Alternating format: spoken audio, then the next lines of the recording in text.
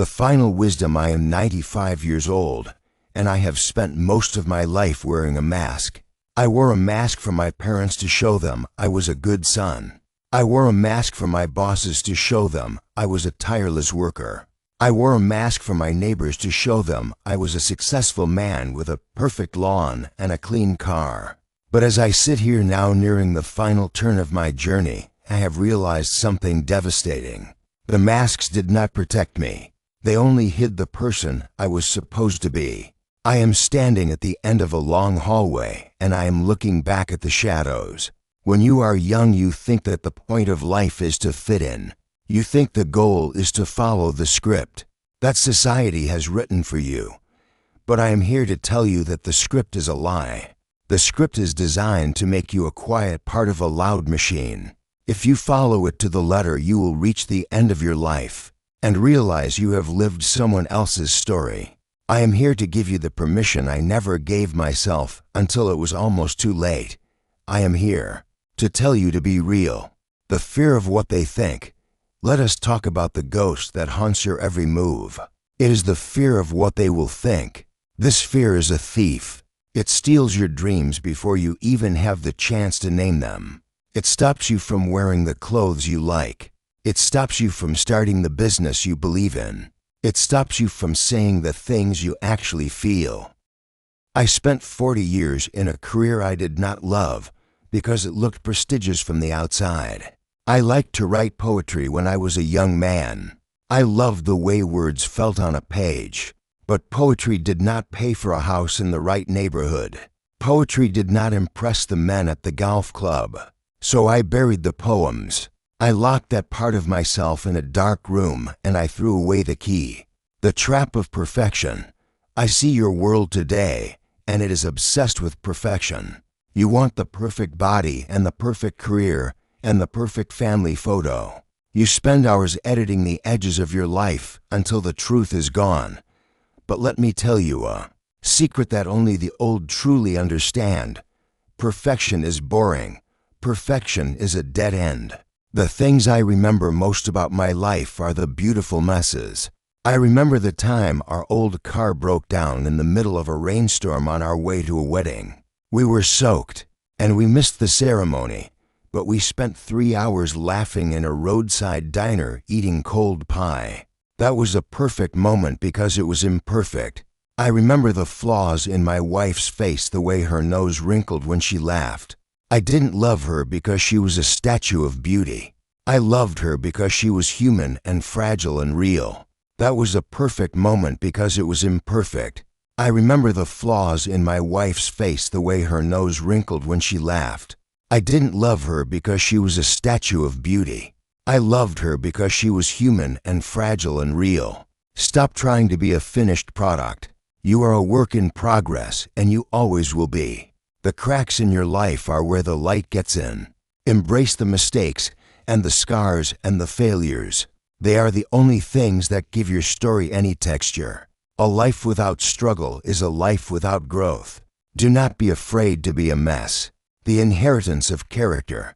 People talk a lot about leaving a legacy. They think a legacy is a building with their name on it or a large inheritance left in a will. But I have seen many families torn apart by the money their parents left behind. I have seen buildings with names on them that people walk past without a second thought. Your true legacy is not what you leave for people. It is what you leave in people. Your legacy is the way you made a waiter feel when you looked him in the eye and thanked him. Your legacy is the courage you showed your children when you failed and then got back up again. Your legacy is the kindness you offered to someone who could do absolutely nothing for you. I have a granddaughter who visits me. She doesn't ask me about my bank account. She doesn't ask me about the awards on my wall. She asks me to tell her stories about how I handled my fears. She asks me about how I found the strength to keep going when things were hard. That is the only thing that survives. Your character is the only thing that the fire of time cannot burn.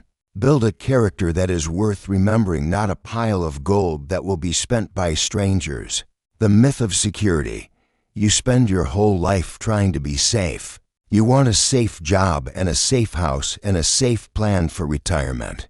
But at 95, I can tell you that safety is an illusion. There is no such thing as a safe life. We are all clinging to a spinning rock in the middle of a vast and silent universe. Anything can happen at any moment.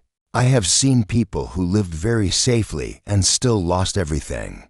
I have seen people who took massive risks and found a level of joy that the safe people can never even imagine.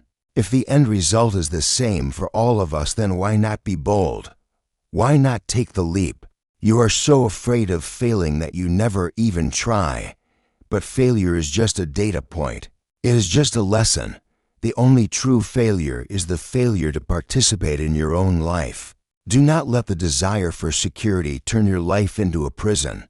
The most dangerous way to live is to never take a risk at all. The power of forgiveness.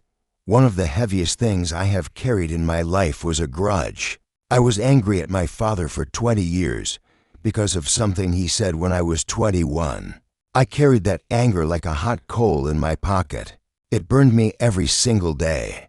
I thought my anger was a weapon against him, but it was only a poison for me. We eventually reconciled a few years before he died, but those 20 years are gone.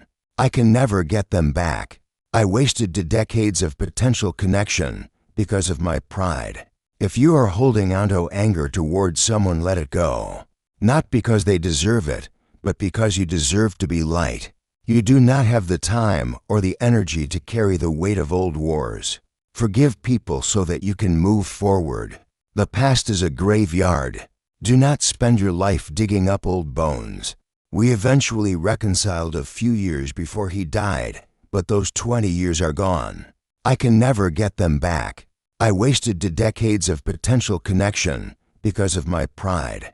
If you are holding onto anger towards someone, let it go. Not because they deserve it, but because you deserve to be light.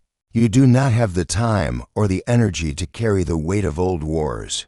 Forgive people so that you can move forward. The past is a graveyard. Do not spend your life digging up old bones. The gift of today. I want you to imagine that you are 95 years old. I want you to imagine that you are sitting in this chair and your body is tired and your time is short. Now imagine that a genie appears and tells you that you can go back to being the age you are right now. You can have your health and your energy and your time back. Think about how fast you would run out of the house. Think about how tightly you would hug the people you love. Think about how much you would appreciate the simple ability to walk down the street, or taste an apple, or breathe without pain. You do not need a genie. You already have that gift. You are living the dream that your future self will one day wish for. Do not wait until you are 95 to realize how lucky you are today. The golden age is not behind you, and it is not ahead of you. It is happening right now in this very second. The importance of saying I love you. We are so stingy with our affection. We hold back our words as if they are a limited resource. We think that people already know how we feel. But let me tell you something. They need to hear it. I told my wife Eleanor I loved her every day.